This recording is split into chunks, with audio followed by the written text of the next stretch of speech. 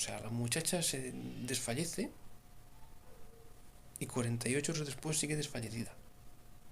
Las aventuras de Sherlock Holmes, capítulo 5, El hombre encorvado, también llamado La aventura del jorobado o El vago, título original The Crooked Man, un relato de 1893 publicado en Strand Magazine por Arthur Conan Doyle. El relato original arranca con un Dr. Watson fumándose una pipa ante la chimenea de su casa tras una dura y penosa jornada laboral ejerciendo la medicina.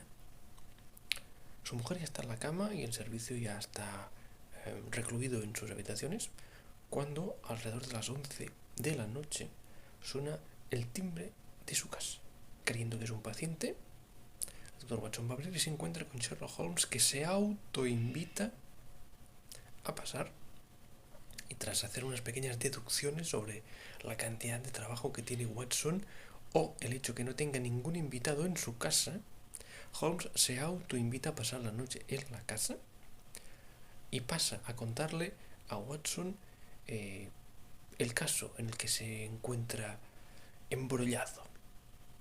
Holmes le cuenta a Watson el caso en el que está trabajando, nos cuenta a nosotros el caso en el que está trabajando, pero en realidad toda esa explicación es una estratagema bastante egoísta por parte de Holmes para asegurarse que al día siguiente el Dr. Watson irá con él a una entrevista al principal sospechoso de un crimen. Es decir, Holmes se cuela en la casa de Watson y se asegura que su amigo servirá de testigo, que para eso lo quiere, en la entrevista que tendrá mañana con el sospechoso del caso que está investigando. El caso en sí involucra el estamento militar.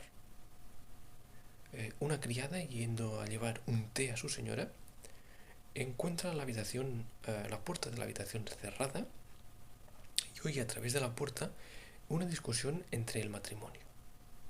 Luego un grito, un chillido y un golpe fuerte y un silencio.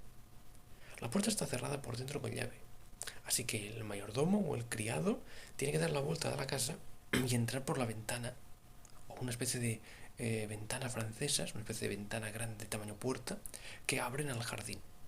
Cuando el tipo entra, encuentra a la señora de la casa desmayada en un sofá, que esto siempre vas a desmayarte, pues te caes en un sofá, ¿no? Y el marido muerto.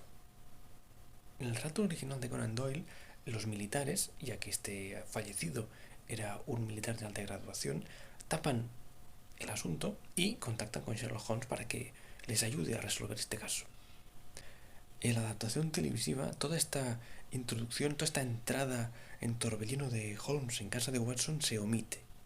El caso llega a las manos de Holmes a través de Watson, que como recordarán fue militar y estuvo destacado en la India, y parece que mediante ese contacto los militares de ese destacamento logran contactar con Watson y luego con Holmes, que es el que es conducido a la casa cuartel, digamos, y le exponen el caso. Para un actor, para una actriz, quizá algo de lo más complicado de hacer, y lo digo yo que no tengo ni idea del asunto, es no hacer nada.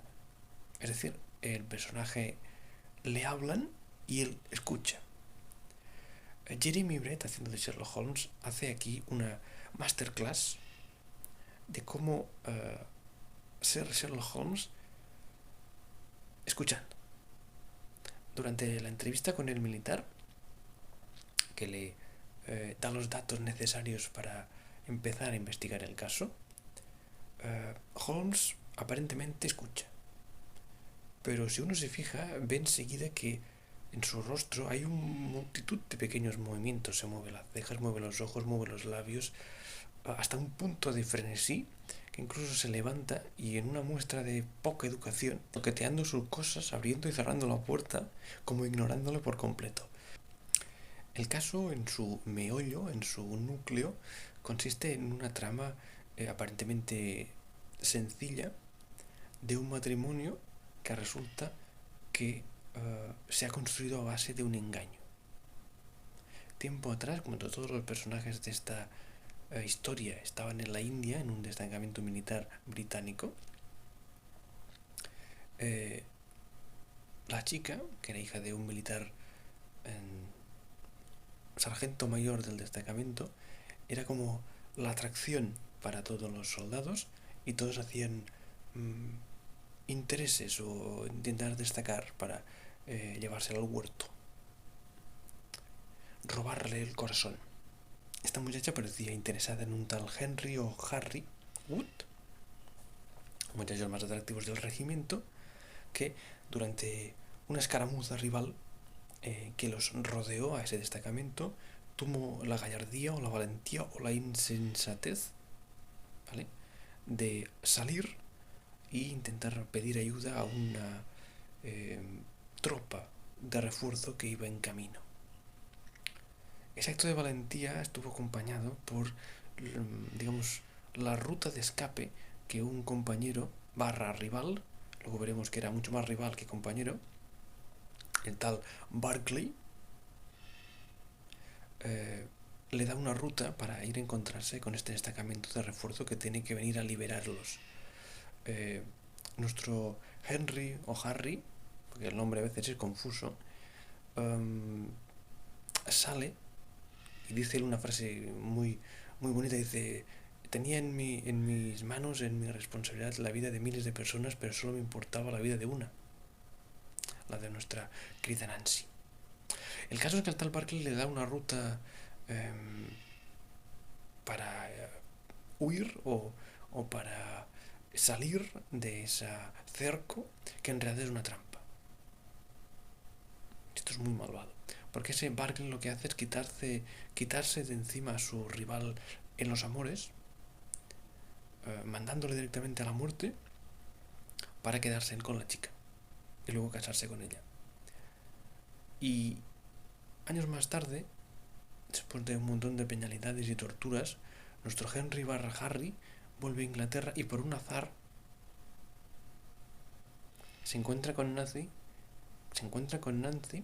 se reconocen y entonces se precipitan los descubrimientos cuando Nancy vuelve a casa y le recrimina a su marido la felonía, la crueldad que hizo años atrás cuando mandó al chico que ella amaba y su rival a morir para quedarse con ella. Este es un relato que se puede interpretar también como la penosa vida que padecen los veteranos de guerra, ¿vale? Aquí nuestro Henry barra Harry es un tipo jorobado, lleno de cicatrices, lleno de pasado traumático, que ha sido torturado por los maleantes que lo encuentran, luego ha sido tratado como un esclavo, ha pasado multitud de penalidades, lo ha sido dado por muerto varias veces y ha sobrevivido en la India haciendo juegos de manos o juegos de magia, dicen aquí, números, espectáculos para entretener a los soldados, con la ayuda de una mangosta, que es uno de los elementos simpáticos del relato, porque en la habitación cerrada, aparecen unas huellas de un extraño animal. Y Holmes dice: no es ni un gato, ni un perro, ni un mono, ni ningún animal doméstico. Porque en la época el mono debía ser un animal doméstico. Cosas raras de la época. Este es un caso criminal en que un hombre es asesinado, aparentemente, y aparentemente por su esposa. La esposa también tiene uno de esos momentos tan, digamos, una trama recurrente en Doyle, que es que un personaje se desmaya, ¿vale?, de una fuerte impresión, y queda desmayado queda como en pause, ¿vale? Cuando Holmes se hace cargo del caso, el crimen, digamos, se cometió 2 días antes. Y durante estos días ha sido imposible hablar ni hacerle una entrevista policial, ¿se entiende?, a la esposa, porque está desfallecida. O sea, la muchacha se desfallece y 48 horas después sigue desfallecida. Entonces no se puede hablar con ella. Entonces todo el caso, porque ella podría explicar la historia claramente y entonces no habría caso. Pero ella queda como en pause, en una especie de suspensión. Entonces hay que resolver el caso sin su opinión. sin su intervención y sin su versión. Claramente la suya sería la definitiva, porque ella es la que estaba allí y vio lo que ocurrió. Entonces Holmes tiene que encontrar a este misterioso personaje, descubrir primero que hay una tercera persona, descubrir cuál es y hablar con él. Por azares del destino, nuestro Henry barra Harry consigue ahorrar suficiente dinero con sus números de magia y de entretenimiento de los soldados para pagarse un pasaje hasta Inglaterra y ver la campiña británica antes de morir, que es su deseo. Por azares, va a una especie de hospicio para pobres, para cambiarse de ropa, una ropa harapienta por otra ropa harapienta, y allí conoce, allí reconoce, allí se encuentra, allí se reencuentra con su amada Nancy, que dices, también es casualidad, pero allí está. Se reconocen al instante y entonces reviven los años perdidos en un instante. En el capítulo de televisión, cuando Holmes va al hospicio y la muchacha barra amiga que está allí le cuenta lo que ocurrió, que Nancy, que estaba aquí dando sopa a los pobres, se encuentra con un tipo encorvado, con un tipo jorobado, un tipo muy raro, un tipo muy sospechoso, que precisaba ayuda. Esa muchacha ve que Nancy y el tipo se conocen. Entonces Holmes deduce que hay que encontrar a este tipo.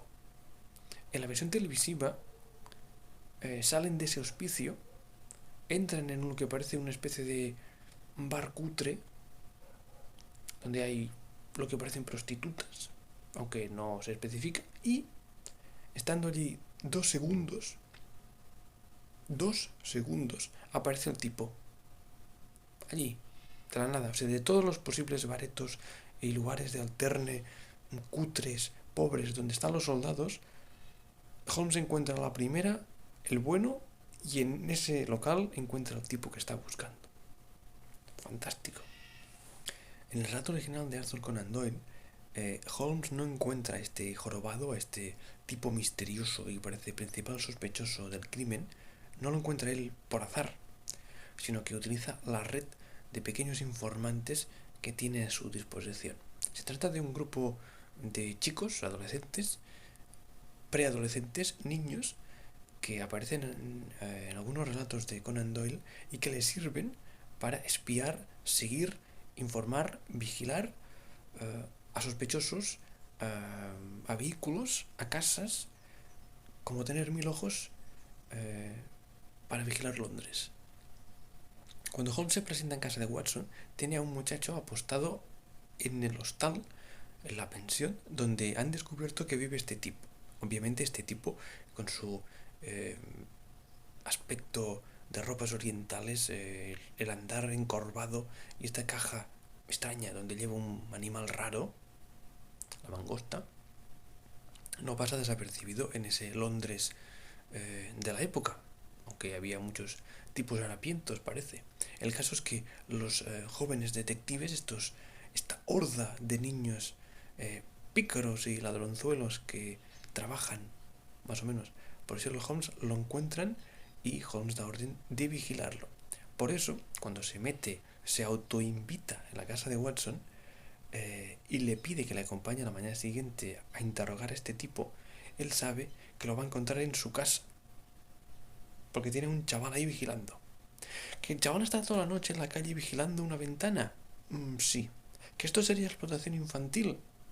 Sí, pero estamos en la época que Charles Dickens definió como el mejor y el peor de los tiempos.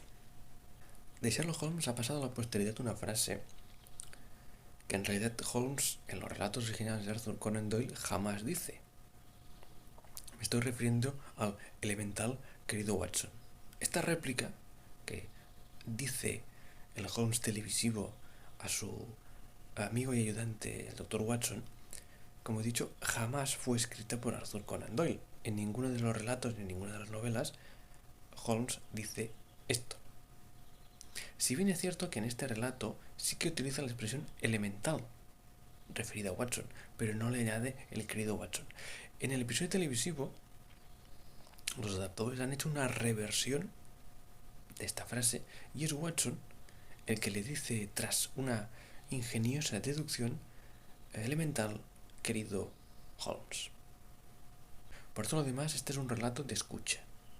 Y para escuchar, nadie mejor que Jeremy Brett haciendo de Sherlock Holmes.